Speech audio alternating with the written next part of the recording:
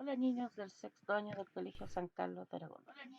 Soy su profesora Tatiana Álvarez y hoy vamos a continuar hablando sobre los derechos, pero específicamente sobre los derechos digitales.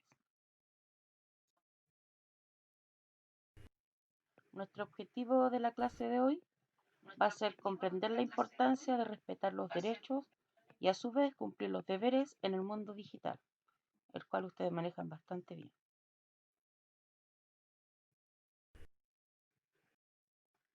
Es aquí donde yo les hago una pregunta. ¿Conocen estas plataformas? Seleccioné una pequeña cantidad de iconos de diferentes plataformas o redes sociales que ustedes utilizan habitualmente.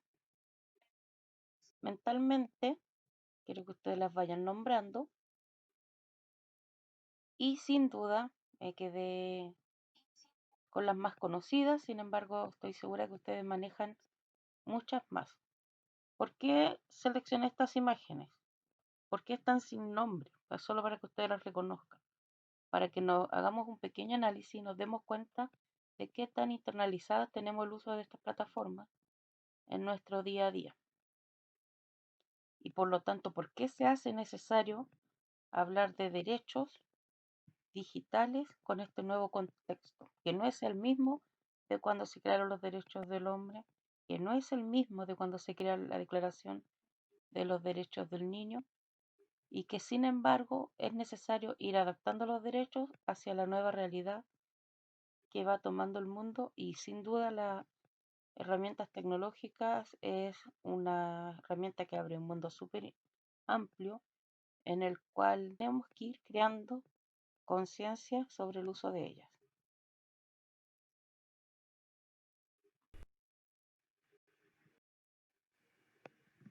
Entonces yo les hago la pregunta, ¿desde cuándo se habla de los derechos, que es una forma también como se conoce a los derechos digitales? Y para poder contextualizar o responder esta pregunta, inserté acá una línea de tiempo que aparece en su texto el estudiante para que nosotros podamos ver la evolución, la cantidad de años que debieron ocurrir para internalizar el concepto de los derechos. En 1787 se crea la Constitución de Estados Unidos. ¿Y por qué es importante o es un hito? Porque establece la libertad y la igualdad de las personas.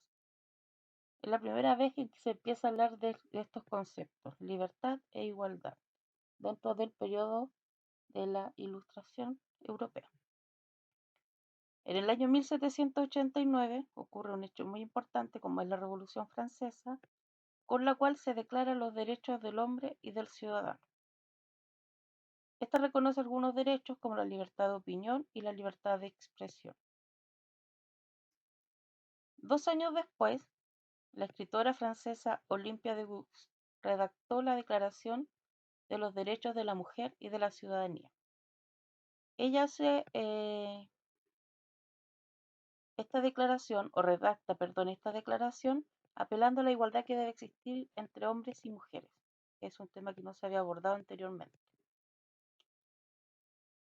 En 1948, la mitad del siglo XX, posterior a la Segunda Guerra Mundial y todo el desastre que ello contrajo para el mundo europeo principalmente, la ONU aprueba la Declaración Universal de los Derechos Humanos. Este documento reconoce los derechos de todas las personas por el simple hecho de haber nacido, sin distinción de raza, de etnia ni posición social. Después, en el año 1989, la ONU aprobó la Convención sobre los Derechos del Niño. Este documento reconoce que los derechos de los niños, las niñas y los adolescentes necesitan una especial protección, la cual nuestro país aprobó y formó parte inmediatamente. Y recién en el año 2004, 16 años atrás, la UNICEF publica el Decálogo de los Derechos de la Infancia en Internet. Este documento se incentiva el uso y el acceso de la información digital. ¿Por qué no se hizo antes? Porque antes no estaba tan presente en las vidas de las personas, de los niños, de los adolescentes, el mundo digital, la información digital. Hoy en día nosotros estamos rodeados de todo ello, el uso de plataformas, de aplicaciones, todo está en la red. Sin embargo, en este momento es cuando ya se empezó a masificar y por eso se hizo necesario que se hiciera este decálogo y se empezara a hablar y tener más presente el concepto de los derechos digitales.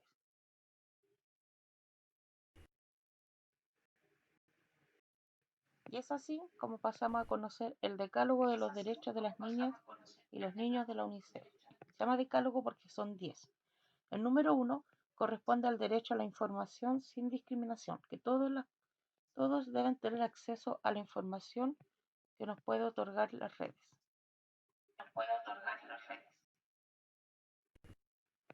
El número 2 dice derecho a la libertad, a la libre expresión, y asociación, a buscar, recibir y difundir informaciones e ideas de todo tipo por medio de la red. El derecho a la libre expresión es un derecho humano, el derecho a la libre asociación es un derecho humano. ¿Cuál es la diferencia? Que para nosotros tener la libertad de expresarnos, de crear nuestras ideas, de asociarnos y conocer los movimientos a cuales pertenecer, nosotros podemos buscar toda esa información a través de la red. Eso es lo que aporta los derechos digitales.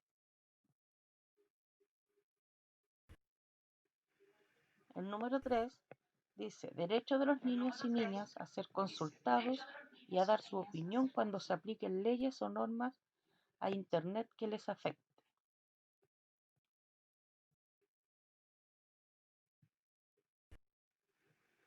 El número 4, y a mi parecer uno de los más importantes, y de hecho acá el icono nos marca la señal de un escudo, una protección. Dice, derecho a la protección contra la explotación, el comercio ilegal, los abusos y la violencia de todo tipo. Una vez que conocemos los beneficios de las redes sociales, de la web, también conocemos los riesgos. Y por eso es tan importante, y este tema lo vamos a retomar en unos momentos más, cuando hagamos una pequeña reflexión sobre los riesgos que conlleva estas redes sociales.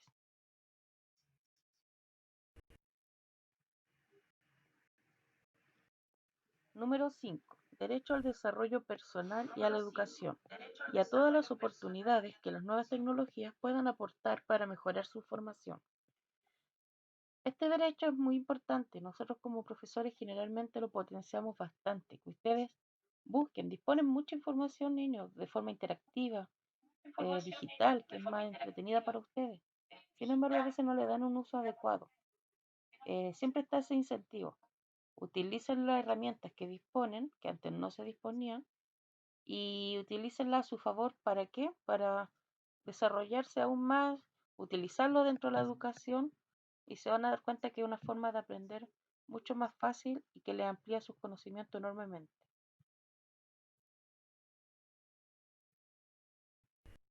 El número 6, otro de de los más importantes diría yo, el derecho a la intimidad de las comunicaciones por medio electrónico. Debe existir una privacidad. Se ha ido legislando cada vez más para potenciar esto, de que exista la privacidad y la intimidad dentro de las comunicaciones. Ustedes conocen muy bien lo que son los hackers, lo peligroso que puede ser de repente información, imágenes que queden en la nube. Entonces, cada vez ha ido exigiendo más a los gobiernos que exista una legislación mayor para la protección justamente de estos datos, de estas conversaciones y de la intimidad de las personas.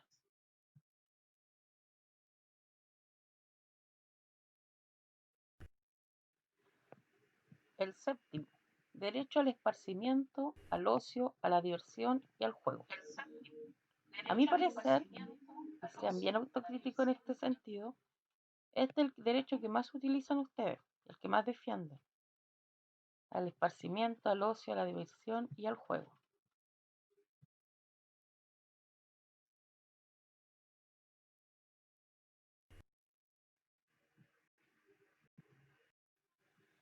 El número 8 corresponde al derecho y la responsabilidad de los padres de orientar y acordar con sus hijos e hijas un uso responsable.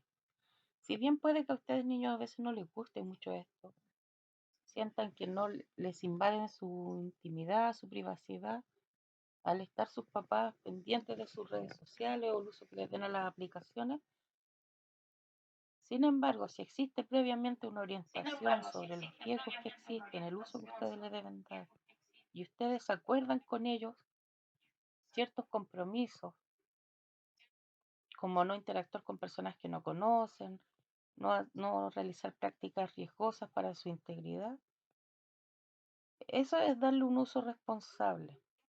Es deber, es una responsabilidad de parte de sus papás estar pendientes de esto. Por lo tanto, ustedes lo deben entender de esa forma, que no es una vigilancia, que no confíen en ustedes, sino que es una responsabilidad de parte de ellos y ustedes la deben entender como tal y aceptarla, porque no es con un fin negativo, al contrario, es porque están conscientes y yo creo que ustedes también están súper conscientes de los riesgos que también tiene la red para ustedes.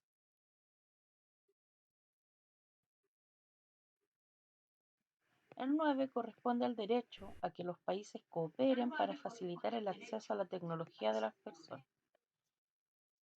Esto quiere decir que los gobiernos, el Estado se haga cargo y busque la forma en masificar cada vez más el acceso a la tecnología, para que no exista una discriminación en cuanto a quienes pueden tener acceso a ella, el artículo 1 recuerden, y también para incentivar o poner al acceso de todas las personas la cantidad de herramientas que tiene para ámbitos súper importantes, como lo dijimos recién, como el desarrollo personal y la educación. En la situación actual, la que estamos viendo como país, se ha visto justamente que no existe una igualdad en cuanto a esto y se ha visto reforzada también la necesidad imperiosa de tener acceso a ella, de lo que es necesario, por ejemplo, en estos momentos en que no tenemos educación, o perdón, clases presenciales, y que es necesario que exista para todos por igual.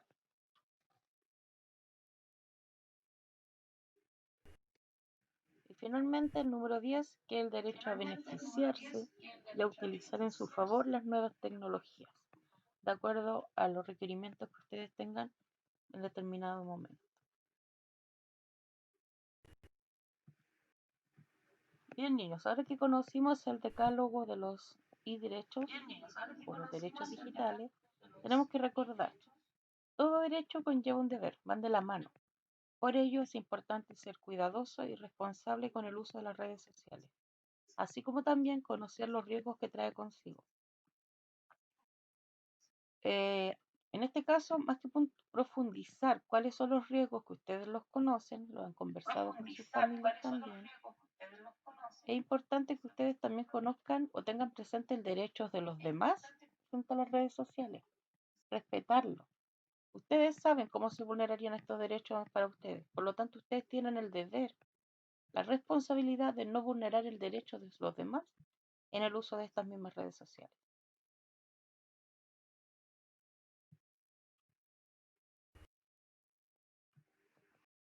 Para profundizar sobre ello, les dejo aquí el link de 3 videos realizados por la UNICEF que nos muestran los riesgos del uso de las redes sociales.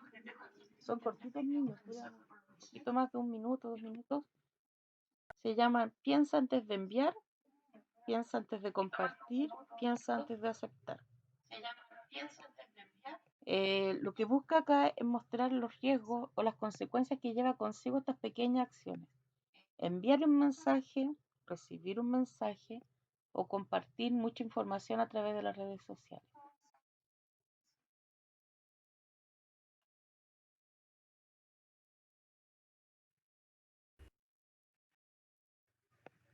Los invito, niños, a que hagan una reflexión sobre el contenido que vimos hoy, que lo conversen con sus familias, que se interioricen en los riesgos, que hagan un análisis de si ustedes están en una situación de riesgo en la actualidad y lo conversen con sus familias de ser así.